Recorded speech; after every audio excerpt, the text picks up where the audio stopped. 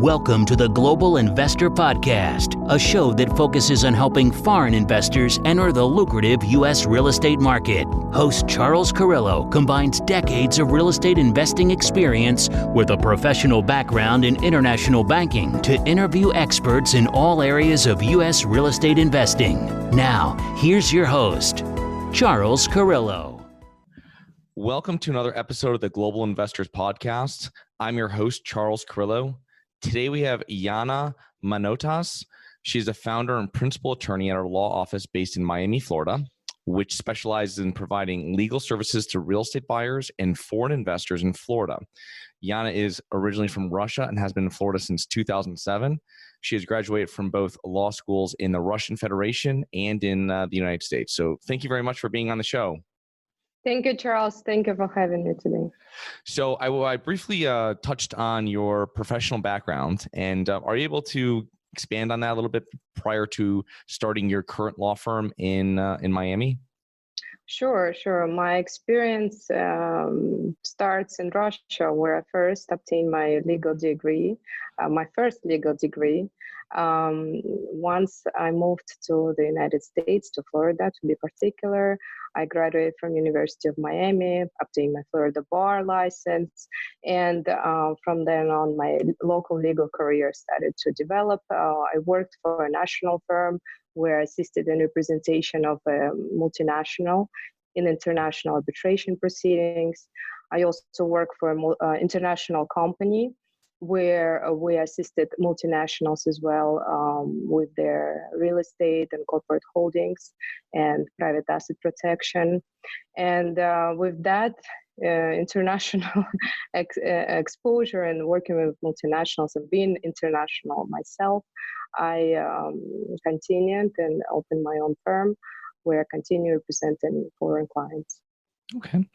And are most of your clients that are investing in the U.S., are they in here so they're investing for cash flow or to make money, or is it people that are coming from Russia, from other countries that are for a second home, a vacation home, something like that? I see both. In Florida, with beautiful climate and beaches, it's especially attractive for Russian clients. The warm weather, opportunities for children education, all those factors. Of course, because of that, we see a lot of purchase of vacation home. But from the other hand, Miami is actively growing. It's rapidly growing right now. It has a huge infrastructure with banking and investment institutions, which allows foreign investors to feel secure and feel good about investing in the United States here in Florida, particularly as well. So we see both. What factor pretty much attracts most people to the United States? Is it like political, it's a little bit more stable than other countries? Definitely stability.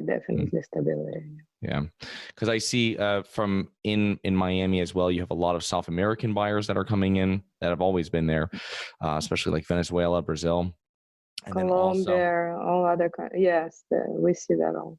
Yeah, it's great. And what kind of properties are they mainly purchasing? The ones that you work with, are they working with? Are they purchasing, say, multifamily apartment buildings, specifically single condos, different type of real estate assets? Are they focusing on? I see my office is in the financial center of Miami and Brickell. We have a lot of, around here, a lot of new projects that recently been developed. Specifically, it's condominium buildings.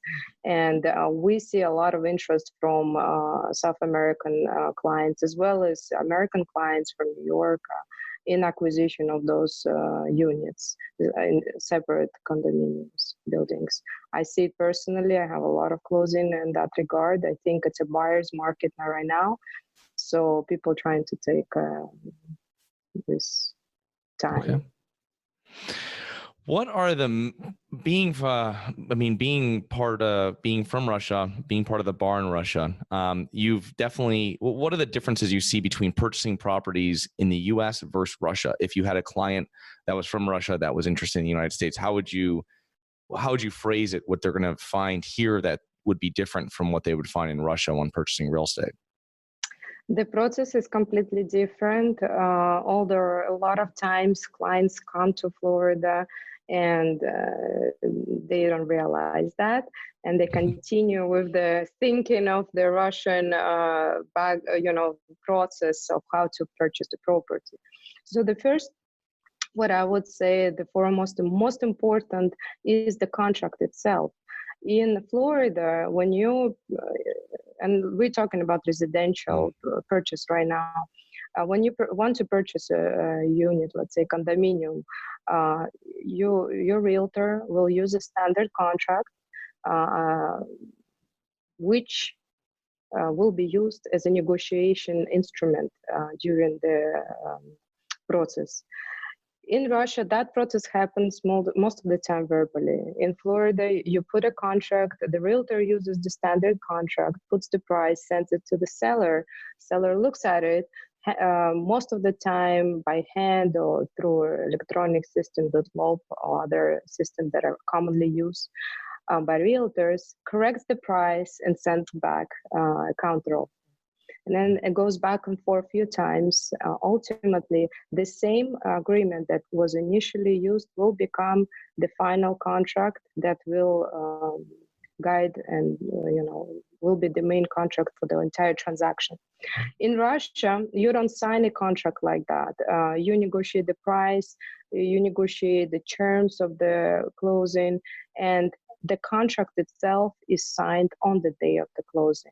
So a lot of times Russian buyers, and specifically, they feel like they can walk away from the transaction at any time until the closing has happened. Because it commonly happens in Russia without huge consequences. In Florida, it works very different. If you're on the contract, there are certain obligations that you have to follow. So those is one aspect that is very different. Another thing that escrow is not commonly used in Russia for it's been more used recently, what I heard from my colleagues in Russia, more and more, but it's usually escrow of a bank, not an escrow of an attorney. So usually you sign the contract, you agreed on the price, and you have about 3 to 5 days to make your first initial deposit. Most of the time in Russia, it's money handed to the seller directly.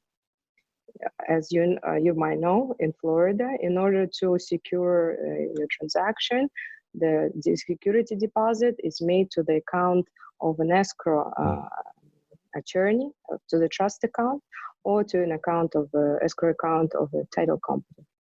So that confusion, it confuses clients definitely a lot of times. And there are a lot of situations where deposit is not being made to the right person or to the right entity.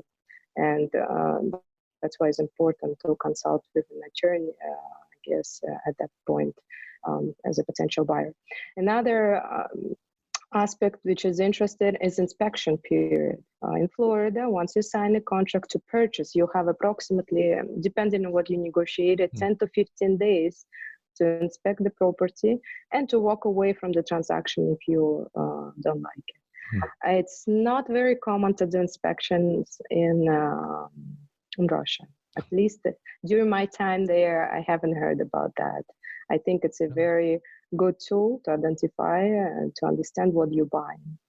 And another reason for that maybe because in purchases in Russia, things like appliances or fixtures that are attached to the property are not necessarily part of of what you're buying, unless it's specifically included in the contract.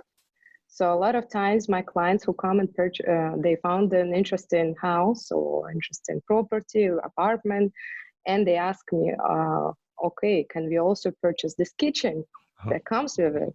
Or will this be included, the wine cooler or this and that? If I'm already involved in the process, so a lot of times at that stage, they deal with their realtor. But all those questions come up specifically from Russian clients because it's not common there. And finally, on this question is title policy. At the end of the purchase in Florida, and I'm as being a title agent myself, my firm will issue a title policy that you keep together with your recorded warranty deed as the document that you received at the transaction, at the purchase. In Russia, there is no there is no such a concept as title policy, period.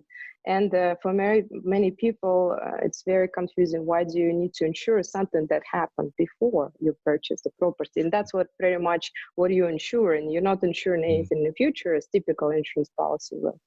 But you're ensuring that the title that you receive in today is marketable, it's clean, and it's of any deficiencies or any title clouds. And if anything come up in the future, the value of your property, what you have invested up to your purchase price is protected. That's very interesting. What is the usually in the United States? Usually it's 30 to 45 days from the time maybe we put a deposit on to the time that we can say we're going to close on it. In most situations, if we have a mortgage, maybe 60 days. What is the normal time for the time from where you verbally are interested in a property in Russia versus the time that you're actually purchasing it? Is that much shorter because it's done verbally? Is that, or is it longer, or, it depends on your debt? Yeah, it depends on each situation. If you're involved in a financing and the bank is involved, most likely it will be more or less the same what you see in the United States, about 30 to 45 days. If it's a cash transaction. And since we don't have if it's a condominium, sometimes the delay in Florida is that you need to obtain a proper approval of the condominium management company to purchase or to sell this unit. In Russia, we don't have that. It's very rare. Actually, in fact, even if there's a management company in place, it doesn't condition the purchase on its approval. Interesting. So the timeline is could vary. Okay. When somebody comes to you for the first time and they're looking to purchase the property, and say I'm interested in investing or buying a property in the United States or in Florida specifically, what are the first few steps that you would suggest that person to take before actually looking at properties or before actually, especially getting into a contract? I think the first, in theory, I would recommend to sit down with a real estate attorney, sit down with a tax attorney, and possibly with a state planning attorney, right? In practice, in real life, it doesn't happen. My clients here on vacation, they arrive with their family to enjoy the beach over the winter, and they started to look around, and they're curious. They started to call. A friend recommended them a real estate agent. The agent located them a property. They already leaving from their vacation, and the real estate agent now contacts me and says, look, my client is leaving in 5 days or in 2 days. A lot of times he found this property. What does he need to do before he leaves? So that's how it happens in real life. So I would highly recommend to think about it with time, and to come to this decision together with your advisors. Is it suggested that they have counsel and representation in their home country as well that might be able to converse with you, especially if they're Russian? I imagine that's not a problem. Yeah, that will be very helpful for me to understand the priorities for the specific client. If I can discuss, and understand the entire structure or the plan structure, or recommend the structure to an advisor who is consulting a client in Russia specifically, so we can address all different aspects from each country. It will be very helpful, and I highly recommend. And in fact, every time I deal with a client, I do suggest them that. Is it a problem getting funds? We have it sometimes with Chinese investors in certain other countries in the Middle East of getting funds out of their home country. So Russian specifically, is it difficult to get funds out if they're going to purchase a property, say for cash in the United States? Is that ever been an issue for any of your clients?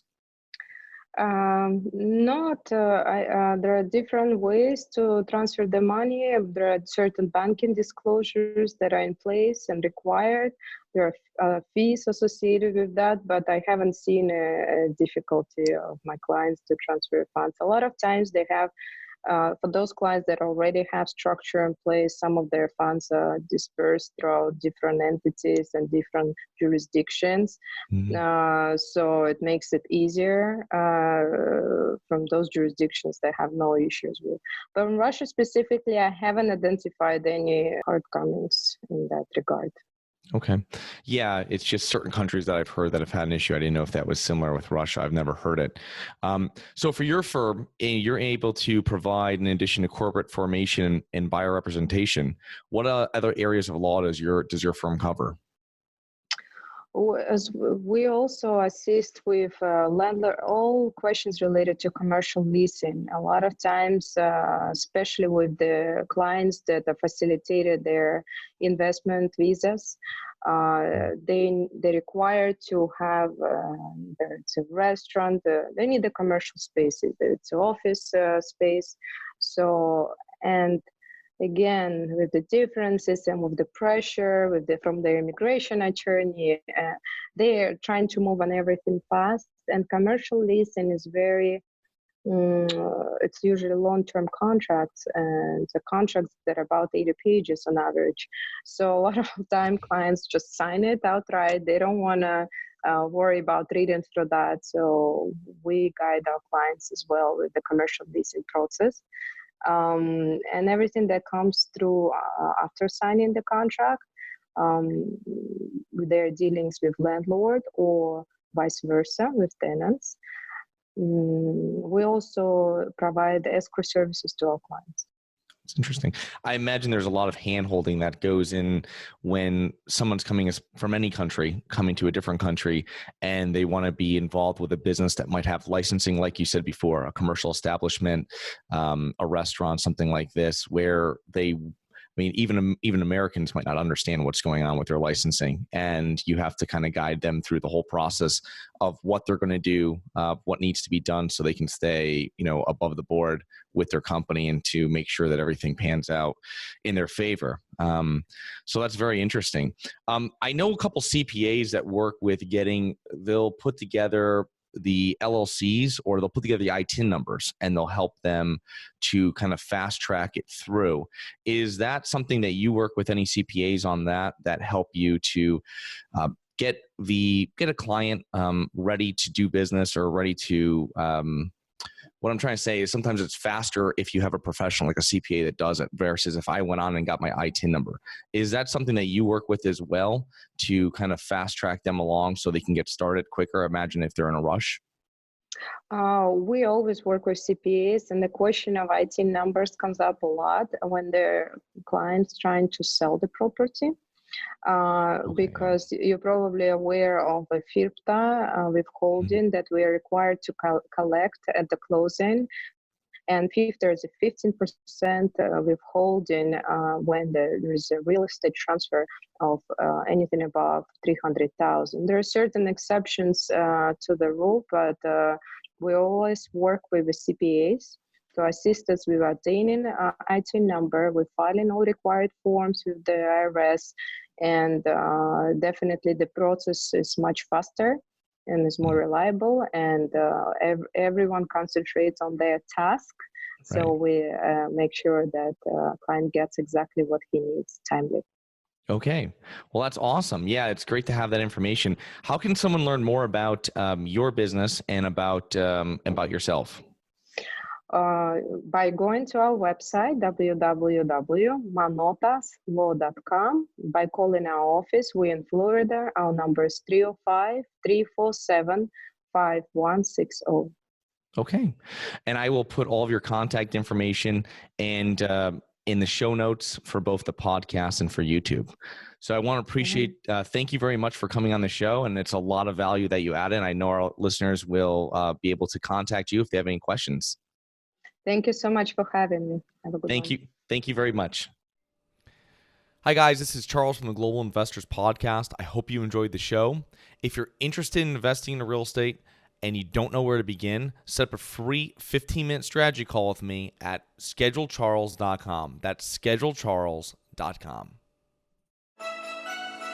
Thank you for listening to the Global Investor Podcast. If you like the show, be sure to subscribe on iTunes or Google Play to get new weekly episodes. For more resources and to receive our newsletter, please visit globalinvestorpodcast.com. And don't forget to join us next week for another episode.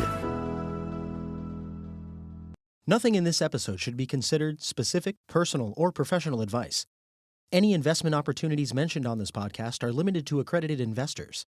Any investments will only be made with proper disclosure, subscription documentation, and are subject to all applicable laws. Please consult an appropriate tax, legal, real estate, financial, or business professional for individualized advice. Opinions of guests are their own. Information is not guaranteed.